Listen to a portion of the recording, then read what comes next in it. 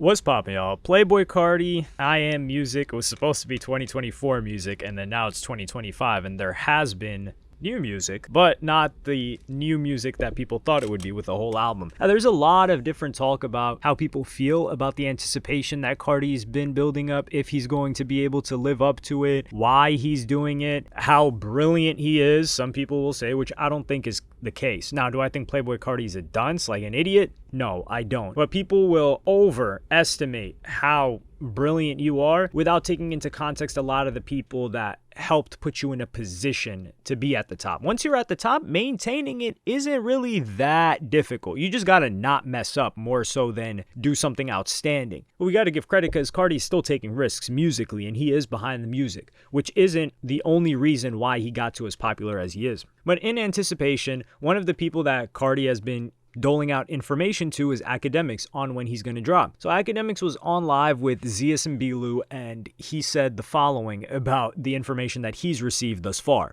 Right?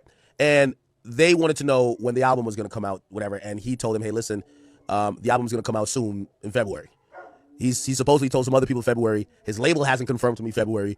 And I'm going to be honest with you, if you're a Carti fan, I would probably say put 5% stock on him dropping in February. If you ask me, I would say 85% sure it's dropping this year. February, 5 to 7%. You know what I mean?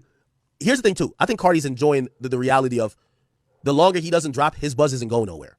And let me tell you the truth. Every artist... Yeah, because the anticipation. Yeah, every artist would always like to freeze their clout at the top. Anytime, you think Lil Baby right now don't want to go back to right when he dropped My Turn and everybody was saying he's the best thing ever, right? But the reality of artists is that it's ebbs and flows. So it's like, you're hot here, you're down here, you're hot here. The thing with Carti, until he drops the album, he's consistently... like lightning hot. So as you guys heard, he said Carti's going to drop this date. The first thing that I saw was people saying that, oh, Akademiks is just guessing like the rest of us. No, he's not guessing. He's getting information. But just because his information ends up being wrong, that has nothing to do with him. It has nothing to do with the label. It's all Carti. Carti does not want to drop. If he tells someone that, oh, I'm going to drop March, and maybe he intends on dropping March, or maybe he wants to build up hype for something that's going to happen in March, and then he doesn't drop, the person that got the information isn't unreliable. The artist is unreliable. But for some reason, for some reason, the fans just want to throw blame towards the intermediaries that are delivering the information to them. Do I think Carti's going to drop February? I don't know.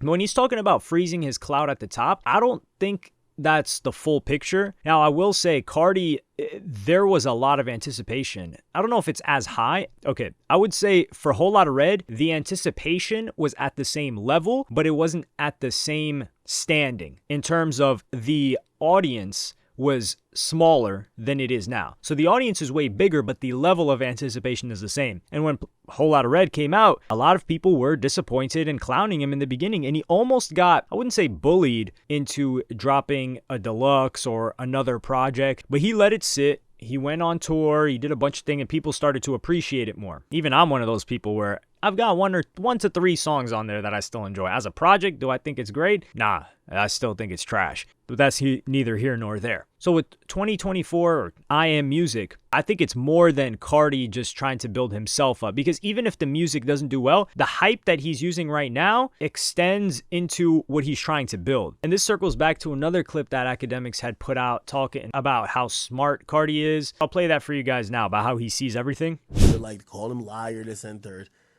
Don't fool yourself, because you're not hopping off the Carti bandwagon. You're just trying to get, and by the way, he sees it. He knows.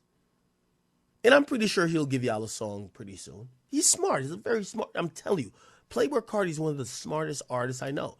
The majority of artists that I know who really are super clouded are smart. None of these super clouded niggas are dumb.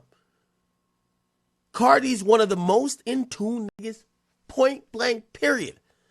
I've always told you the best trick Carti has ever pulled over everybody is acting like he don't know what's going on or he ain't around. Carti's most likely watching this. He's online every day. He sees every tweet. He sees everything. He just don't respond. That's his skill. He doesn't respond. These days, rappers and most people who are musicians, they're so like, oh, they said this about me, or I'm trending for a day. Oh, they're clowning my thong. I got to. No. He responds to nothing. That's his super talent, if you ask me. But I'm hearing February. Could be before, could be after. I don't know. This he's 100% right about. People think Cardi's just, I don't know, in a dungeon, in a cave, like hanging upside down with other bats in his Rick Owens outfit and recording upside down. And then he just walks out the cave, has paparazzi take some flicks of him before he goes back inside there with 2 girls and doesn't see his kid for another 9 months. No, he's not living like that. The people that seem like they're on the internet and paying attention the least are usually paying attention the most, especially if they're up to date and giving people what they want. For instance, Kendrick Lamar, that guy, he's always paying attention to what's going on. He's like KD with the burners. Now, I don't think he's probably bigging up himself or arguing with people, because KD loves the game to another level where he's like, the guy's just like, I wouldn't say one of us because I don't pay attention to sports or NBA, but he's like one of you guys that are on Prize Picks, DraftKings, throwing up parlays. If KD didn't make it into the game, that's exactly what he would be doing. So with Playboi Carti and Kendrick, they're paying attention to everything. The thing about Carti is a lot of the stuff that he's doing right now, it's been put in place for him by the people that brought him into the game, whether that be Ian Connor and then other people that have worked alongside him since, I wouldn't say him and Ian Connor split up, but other people, like for example, like you look at Playboi Carti's style right now, the past couple of years, 4 years, man, that's just Midnight Shane Avelli from what, 2015, 2016, and who was around him at that time? Carti was around him. There's that guy that started Revenge X Storm, or helped start it. He had that tattoo on his face. That guy's helping style a lot of Carti's decisions. So this isn't just Carti making all these decisions on where to take his brand. But one thing that I don't feel like is talked about enough is that he's using this hype not just for his music, because back in 2020, it was just Carti, and then he dropped. However, in the past 4 or 5 years, look what he's developed. Ken Carson is damn near a star in his own right in that niche of music. And that niche of music is growing, especially internationally, where people don't need to understand the lyrics too much to just enjoy that type of music. He had Destroy Lonely, who's had several hits. He's got Opium as an entire brand. So it's not like Carti's just creating anticipation for his music, and the longer he waits, the more anticipation there is, especially with him doing performances, pulling out of performances like he did at 2 festivals. One, I think that was supposed to be in the UAE, and one that was supposed to be in Thailand, Rolling Loud. So he's pulling out of these things, he's doing these big festivals, but every single time the hype is trickling down, some trickle down economics stuff over here, to Ken Carson, to Destroy Lonely, to Opium as a whole. So the brand equity is growing, and that's always the most valuable thing. Let's take a look at Kanye, right? Yeezy is his brand. Even he doesn't drop music, he made 2.3 million in gross sales just in one day by dropping something. And that's because people believe in the brand of Yeezy. If people believe in the brand of Opium, it doesn't matter if Carti falls off musically.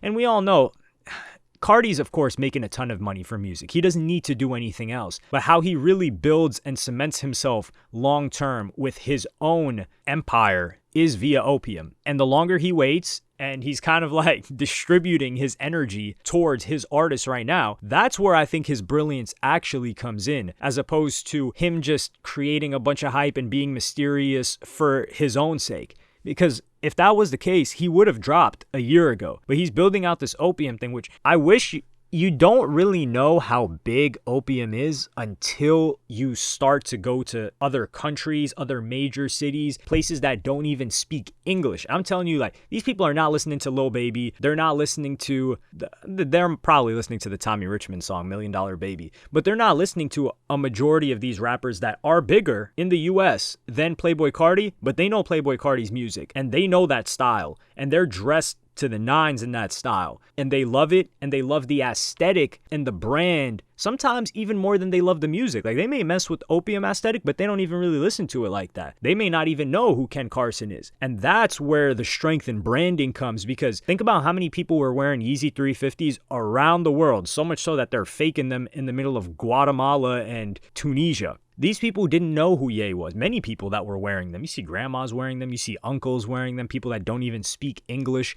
They're wearing them because the brand became so big that it passed whatever fame that Kanye West had. And that's the same thing I believe that Playboi Carti's trying to do with Opium. Will there eventually be clothing, apparel, all of that other stuff outside of just merchandise, which he's been known to sell here and there? I think that's eventually going to happen. He'll link up with a designer, someone that can make that happen. But Opium in itself, I've enjoyed seeing him build more than anything else. Granted, I've always been a big supporter of Self-Titled. Self-Titled's still one of my favorite projects, or it is my favorite project by Cardi. However, I will say that the singles that he's released in the past year and a half, I've enjoyed those. So I'm interested to see what happens this album.